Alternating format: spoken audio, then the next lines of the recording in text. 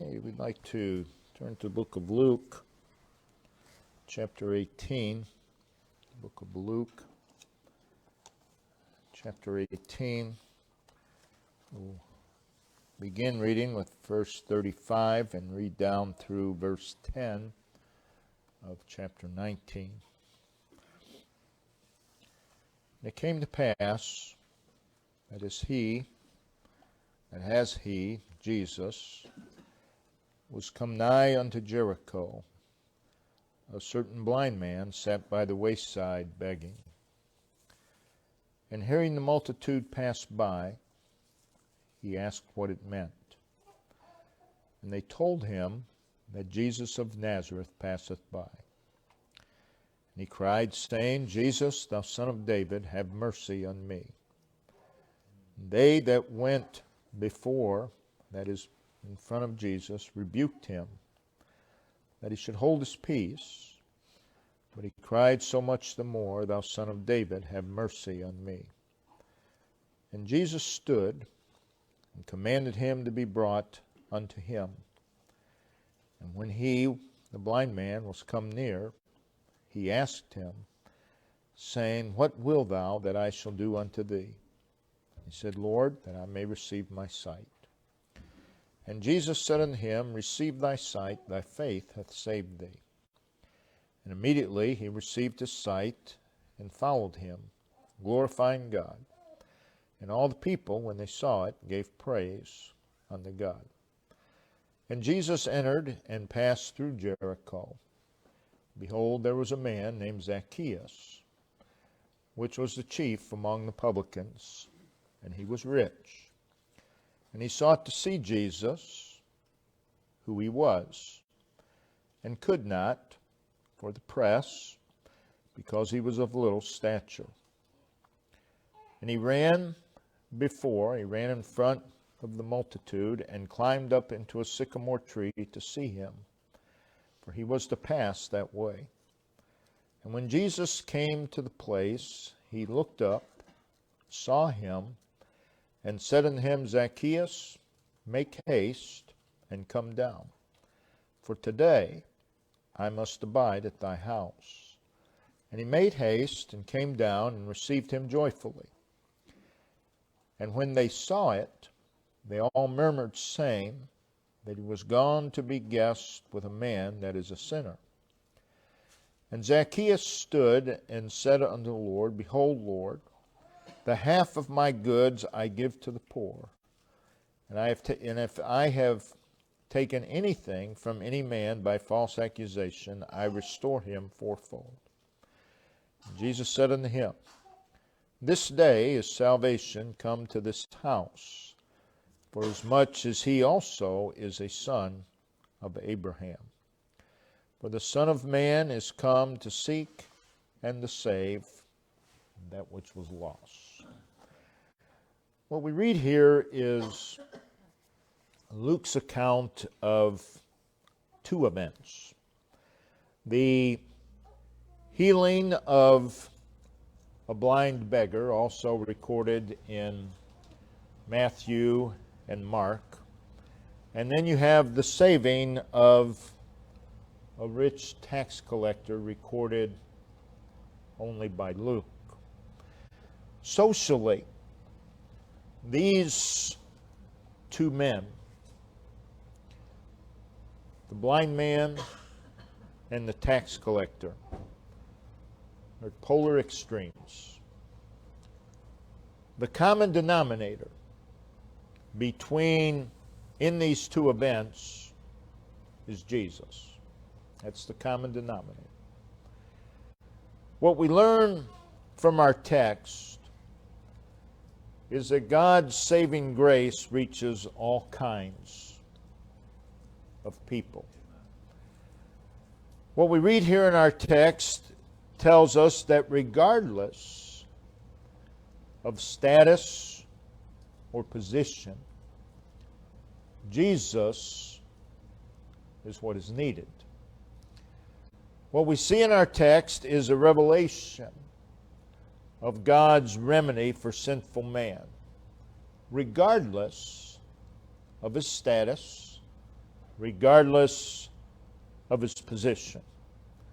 Luke gives account of Jesus coming to the place of this poor blind beggar.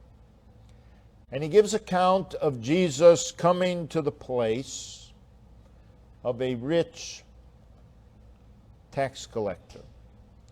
And then he tells us how that Jesus ministered to these two individuals, how he met the needs of these two individuals, a blind beggar and a rich tax collector.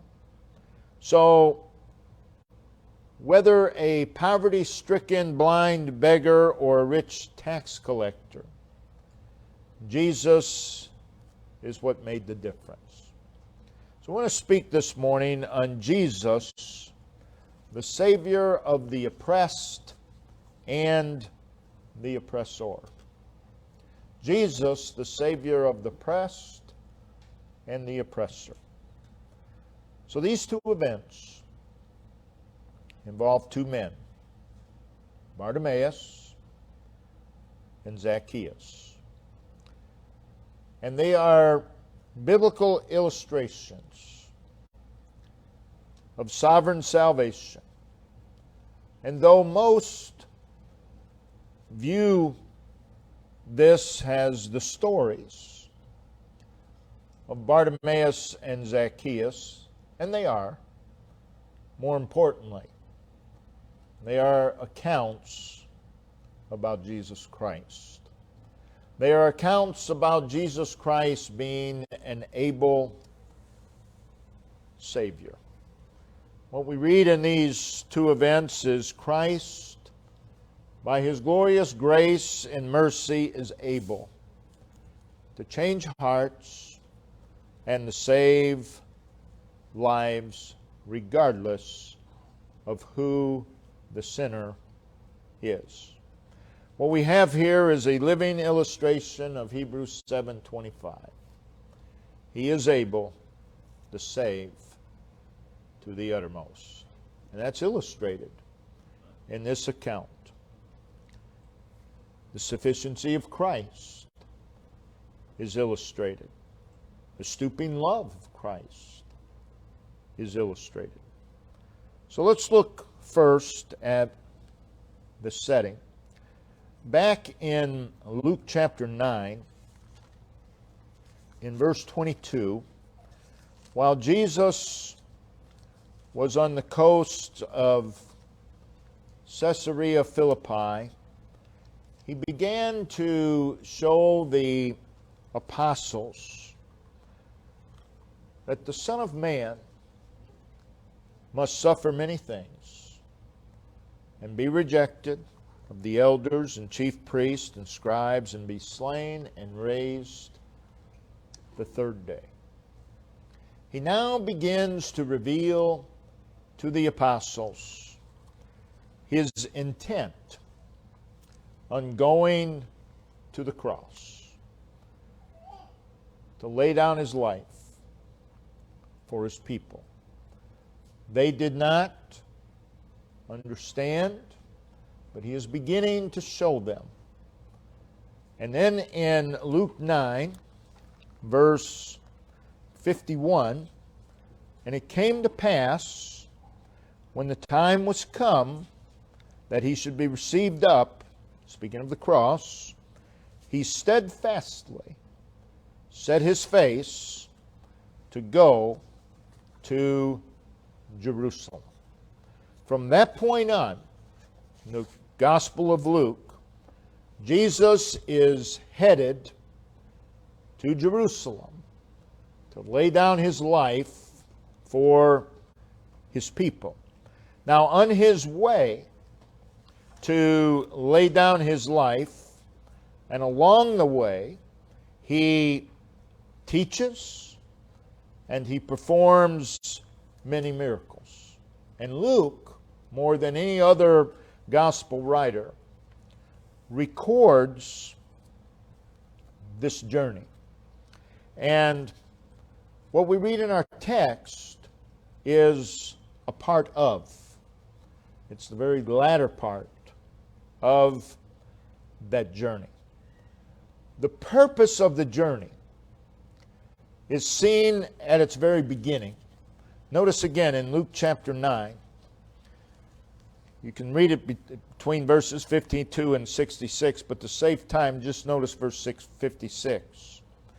Jesus said, "For the Son of Man," they're just beginning the journey, "is not come to destroy men's lives, but to save them." And they went to another village. So keep that in mind. Jesus, at the start of this journey, says, "I have not come to destroy lives. I am come to save." With that in mind, Jesus begins to approach Jericho. And we come to our text, and it says, "He was nigh unto Jericho." Jericho, of course, was the first enemy stronghold taken by Joshua, who destroyed it, pronounced a curse upon anyone who would rebuild that city.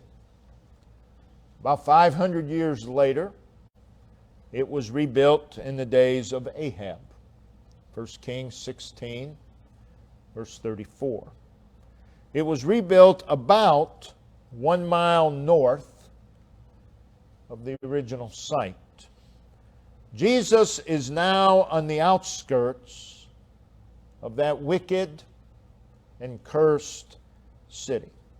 From here to Jerusalem would be an ascent of approximately 4,000 feet at a distance of about 18 miles. So Jesus is on his way to Jerusalem. He has arrived at the outskirts of a condemned city and would be here on the outskirts of Jericho that he would heal 2 blind men, one of which we are given his name, Bartimaeus. The account begins verse 35, Luke 18:35.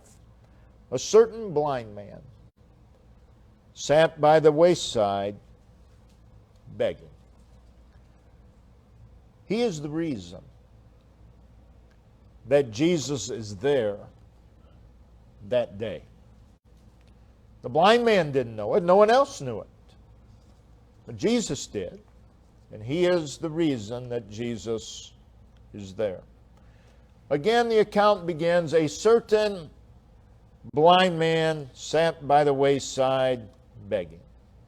It ends in verse 43 that he received sight and followed him, Jesus, glorifying God. So there was a transformation, and Jesus Christ was the reason for the transformation. Jesus would continue on, and keep in mind, Bartimaeus has joined him. And the crowd is growing, that is, following Jesus. Mark, in his account, in Mark 10:52, says, "Immediately he received his sight and followed Jesus in the way." So Bartimaeus is a part of these people that are following Jesus. You have the apostles, you have Bartimaeus, and you have people of all types. Coming to Luke 19, verse 1, we read, "And Jesus entered and passed through Jericho." So Jesus is in Jericho. Remember what Jesus said to his own concerning this journey, "For the Son of Man has not come to destroy men's lives, but to save them." So in the light of this, Jesus is in this cursed city of Jericho.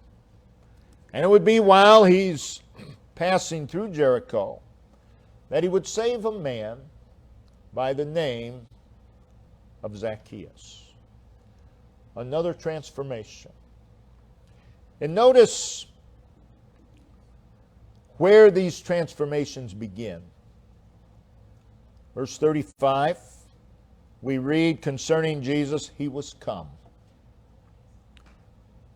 Luke 19, verse 1, Jesus entered. Both transformations begin with Jesus being there. That's where they both begin. They both begin with him. And what we have here is one of the many examples of Jesus showing up in dire places, places of impossibilities and great wretchedness, and giving people what they need, doing what only he can do. So what we read here in our text is a vivid picture of man's need, Christ's sufficiency to meet that need. In both accounts, Bartimaeus and Zacchaeus, Jesus shows up in everyday life, and he makes a difference that only he can make. He performs a miracle. He does something that only he can do. And the starting point in both events is him, is Jesus. So now let's look at the recipients of these two events. In our text, we see Jesus on the outskirts of Jericho for Bartimaeus.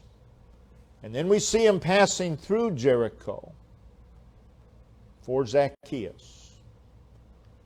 Whether it be on the outskirts of Jericho or passing through Jericho, Jesus was there for particular sinners, both cases. There's Bartimaeus coming to the outskirts of Jericho. There he is. A blind, poverty-stricken individual.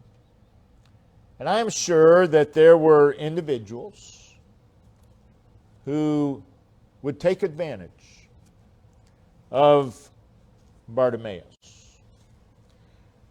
And it is implied in the text that they certainly looked down upon Bartimaeus. Bartimaeus is a picture in many ways of the oppressed. And there he is, sitting by the wayside, begging. He does this so in order that the passerbys might see him, take pity upon him, and give him some help, give him some relief. That's why he's there. I'm sure he did this every day. But every single day, he would walk, he would sit in darkness. That was his day, that was his life. And he would feel his way around. Due to his condition of blindness, there were difficulties in his life that were not in the lives of other people. There was a degree of confusion in his life. If you walk around in darkness all the time, at times you're going to become confused. I'm sure there were times when he stumbled, he fell, due to the fact that he could not see the tree limb in front of him. And he would stumble, and he would fall. And without a doubt, his blindness would cause him some fear in certain situations, some apprehension. His blindness was a very confining and restricting factor in his life.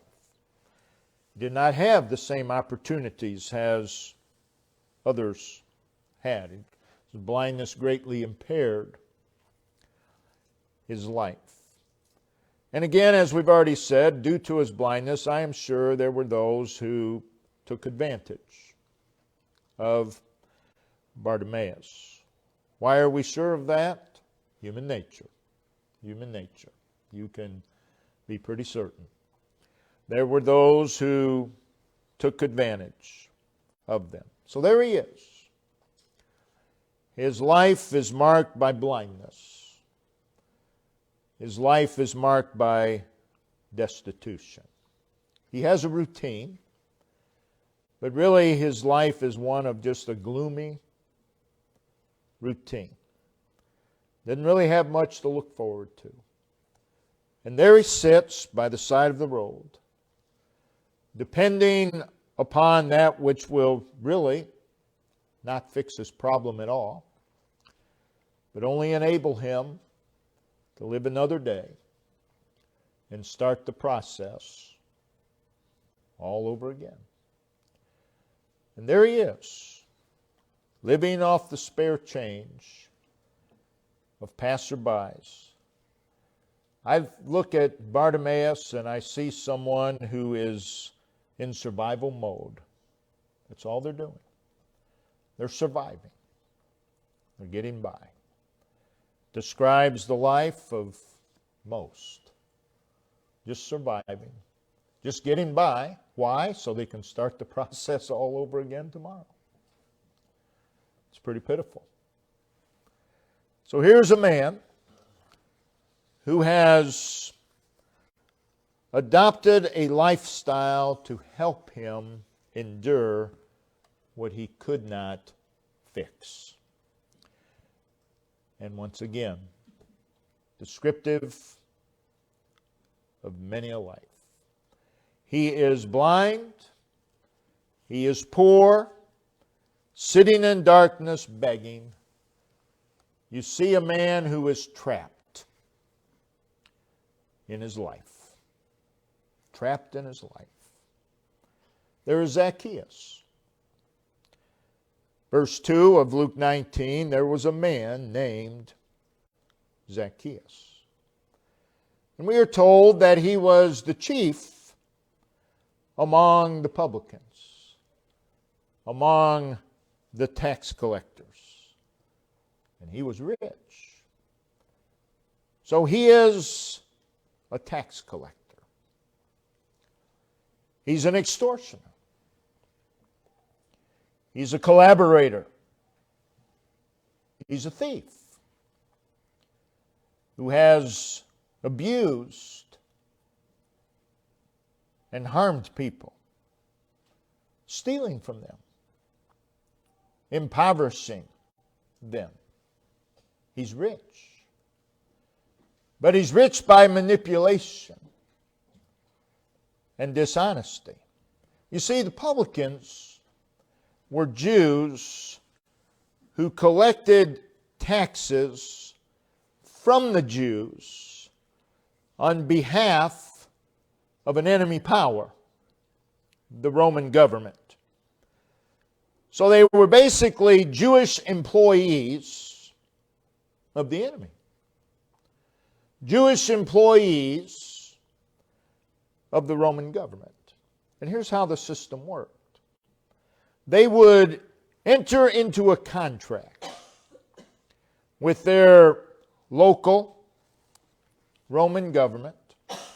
The government would make known to them the amount of money they wanted from their city or their district, and the tax collector would impose taxes and give the agreed amount to the Roman government, and then he was allowed to keep the rest for himself. In other words, the Roman government would say, we need X amount of dollars. You collect however much you want, but we want this amount. So it was a system that opened the way to corruption. A system that opened the way to extortion. And if the Roman government wanted 5%, they would charge maybe 10, maybe 15, who knows? It was up to them. It was completely up to them. But it opened the way for injustice. And these tax collectors were guilty of extortion. They were wicked. They were ungodly. They were self-centered. They were materialistic. They were hateful individuals who worked for the enemy. And they got rich by robbing their own people. And it says that Zacchaeus was the chief among the publicans. So here's a man that has risen through the ranks of tax collectors. And he's at the top of the pyramid. He's the boss. He's the commissioner of the tax collectors. In other words, other tax collectors extorted for him. He's the chief of the tax collectors. He's an oppressor of the people. Bartimaeus is a picture of the oppressed. Zacchaeus, he is an oppressor of the people. Now, Jesus is there for these two individuals. In verse 35 again, Jesus was come nigh unto Jericho, and a certain man sat by the wayside begging. So there's Jesus, and there is Bartimaeus. And Jesus is there for Bartimaeus. Bartimaeus, sitting by the wayside and hearing an unusual commotion, asked about it. What's all the commotion about? In verse 37, the people said, Jesus of Nazareth passeth by. Jesus of Nazareth is passing through. Faith being imparted to him, he cried out, Thou Son of David. He didn't address him as Jesus of Nazareth, but Thou Son of David, have mercy on me. Now those who were following along with Jesus rebuked Bartimaeus, telling him to be quiet. But Bartimaeus, feeling great personal need and believing that Jesus was able to meet that need, got even louder. Thou Son of David, have mercy upon me. And we read in verse 40, and Jesus stood. Mark, in his account, Mark 10:49 says, and Jesus stood still. So he has come to the place where Bartimaeus is. And there sits Bartimaeus in the darkness of blindness and the destitution of poverty. He sits in his misery and his gloom. He needs restoring. He needs healing. And from the human perspective, Bartimaeus would always be blind. Bartimaeus would always be poor. And that's how most people would look at Bartimaeus. He'll always be that way. He'll always be that way. We have a tendency to look at sinners the same way. Oh, that's who they are. They'll always be that way. Perhaps true. But there is Jesus. He's come to where Bartimaeus is, and he stops. So Jesus has come to where Bartimaeus was, and he stops. He's identifying himself with the need of Bartimaeus. You read on and you see that Jesus calls Bartimaeus to himself. And by the drawing of God, Bartimaeus comes. And by an act of grace, he receives sight and follows Jesus in the way. Following Jesus into Jericho, there is Zacchaeus, which is one of the Jericho being one of the chief districts for tax collecting. Jesus, or Zacchaeus, knowing that Jesus is coming through Jericho, it says in verse 3 that he sought to see Jesus. His desire to see Jesus does not appear to be faith-driven or by any sense of devotion to Him. It's mere curiosity. Notice what it says. It says, he sought to see Jesus, who He was. He's heard of Him. I want to see just exactly who He is. But he couldn't, for two reasons. One was the press, that is, the multitude that was around Jesus. And the other was he was of little stature. How tall was Zacchaeus? I have no idea. I do know this. He wasn't a wee little man. He was taller than that. That's not a criticism. We know that. Zacchaeus, you follow the multitude. It's not hard to see what direction they're moving. So Zacchaeus is able to discern the direction. So he runs ahead of the crowd. And it says that he climbed up into a sycamore tree to see Him. Sycamore trees are very strong, very robust trees. They're a very wide-spreading tree. Could grow up to 30 to 40 feet tall. They had very dense foliage and large leaves. So the sycamore tree would enable Zacchaeus to be able to see, but would also enable him to be able to hide. Zacchaeus is a hated individual. Tax collectors didn't like to be alone in multitudes of people. They were hated people. So the sycamore tree served two purposes. Zacchaeus could see. Zacchaeus could hide.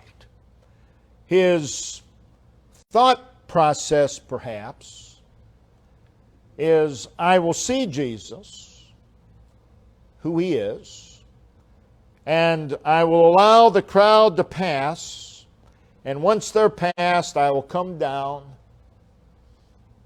unseen.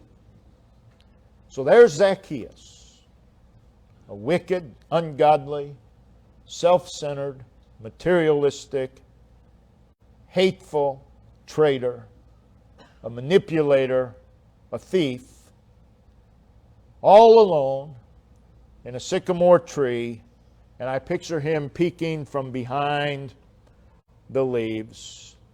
And then we read in verse 5, and when Jesus came to the place. Jesus knew that Zacchaeus was up in that tree. You say, well, he must have saw him. No, he knew that, again, this is the reason he's there that day. For Zacchaeus. So Jesus has come to where Zacchaeus is. Just as He had done with Bartimaeus, Jesus has come to a specific place. He has come to the place and spot of Zacchaeus. And He is there for Zacchaeus. And then it says, and when Jesus came to the place. Now He obviously stopped right there. So now Zacchaeus can see pretty well who Jesus is. And it says that he looked up. Not as a result of Zacchaeus calling out to him, but he looked up because he knew Zacchaeus was there. And the next words are, and saw him. He set his eyes upon him. Seeing Zacchaeus up in that tree, what does he see? Well, he does not see one who was worthy or deserving of God's kindness. He does not see one who has something to offer. But Jesus has come to where Zacchaeus is, and he saw him. What did he see? He saw a wicked sinner that he came to save. Notice what happened next. And said unto him directly, Zacchaeus. He did not say, hey, you up there. He says, Zacchaeus. Zacchaeus. Hey, you up there, who are you? He knew who he was. Imagine what went through Zacchaeus' mind. He'd never seen Jesus before. Wanted to see who he was. And this man knows him by name. Imagine what went through Zacchaeus' mind. He says, Zacchaeus. We rejoice that Jesus still knows where to find those he's going to save. And he still knows where that sinner is. And he calls them by name. That's exactly what happened when the Lord saved our souls. Hear what he says to Zacchaeus. He says, Zacchaeus, make haste. Hurry up. In other words, this is a matter of urgency. Come down. Come down. Not to be judged and condemned, but for today, I must abide at thy house. Zacchaeus, you come down because today I'm staying at your house. Just as he had done with Bartimaeus, he calls Zacchaeus to himself. And God, holy and righteous God, in mercy and grace still comes to the sinner's spot and calls them to himself. Notice verse 6. And he made haste and came down and received him joyfully. And in verse 7, the people said that he, Jesus, was gone to be guest with a man that is a sinner. So at this point, I picture Zacchaeus and Jesus walking together to the house of Zacchaeus. And they said, he's going to the house of a man that's a sinner. He meant that as a derogatory statement toward Christ. And in verse 8, as they journey toward Zacchaeus' house, it appears that they stop. It says, and Zacchaeus stood. And what follows is a manifestation that a transformation has taken place in the life of Zacchaeus. He says, behold, Lord, the half of my goods I give to the poor. And if I have taken anything from any man by false accusation, I restore him fourfold. The Lord had saved him. And there is evidence of a transformation. In verse 9, Jesus says, this day is salvation come to this house. In verse 5, he said, today I must abide at thy house. This day. What a day. What a day it was when Jesus came to your place and called you by name. Salvation has now come to the house of Zacchaeus. And Jesus is the one who brought it. And that's always the case.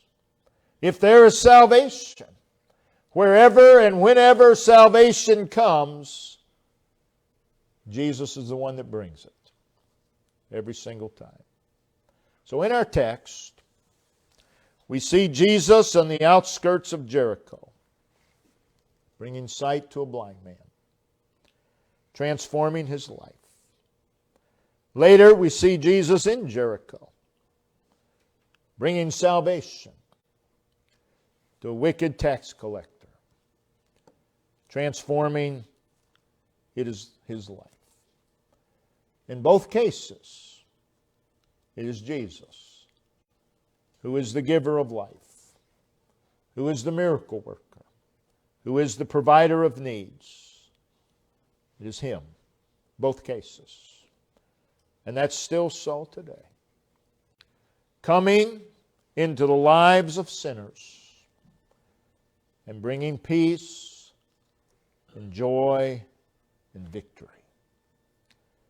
And such marvels Jesus still is able to do. Don't ever, ever forget that. In both cases, Bartimaeus and Zacchaeus, there was a crowd of people. But Jesus came specifically for Bartimaeus, and He came specifically for Zacchaeus. And when the Lord saved our souls, He came specifically for us. There might have been a lot of other people around. You may have been all by yourself. Doesn't matter. He came specifically to your place for you. And in both cases, Bartimaeus and Zacchaeus, Jesus came to the place where they were living their life, and He made a difference.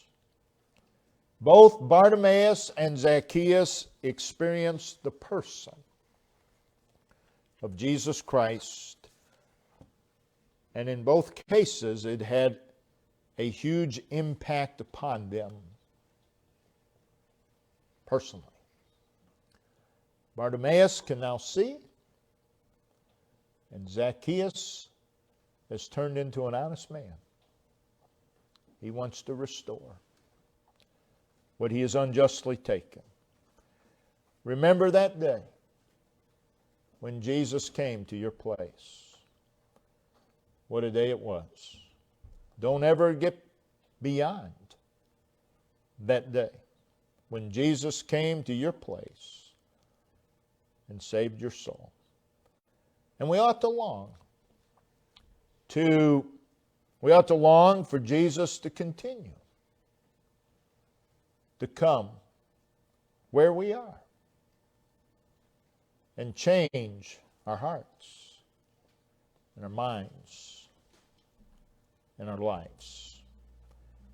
Makes a big difference when Jesus comes to your place and ministers to you directly. Because He is more than whatever is going on in your life. Whatever it is that is going on in our lives, Jesus is more. And oh, what a blessing when He shows up and comes where we are, intervening and interrupting our lives. I don't understand why a saved person would not want Jesus to come and interrupt their life. I don't understand that mindset. We ought to want Jesus to come and intervene in our lives and make a difference. So what we see in our text is, regardless of the sinner or need, Jesus is the remedy, and that is still so today. Don't ever forget that. Brother Ben, if you'd come and lead us in a verse of song.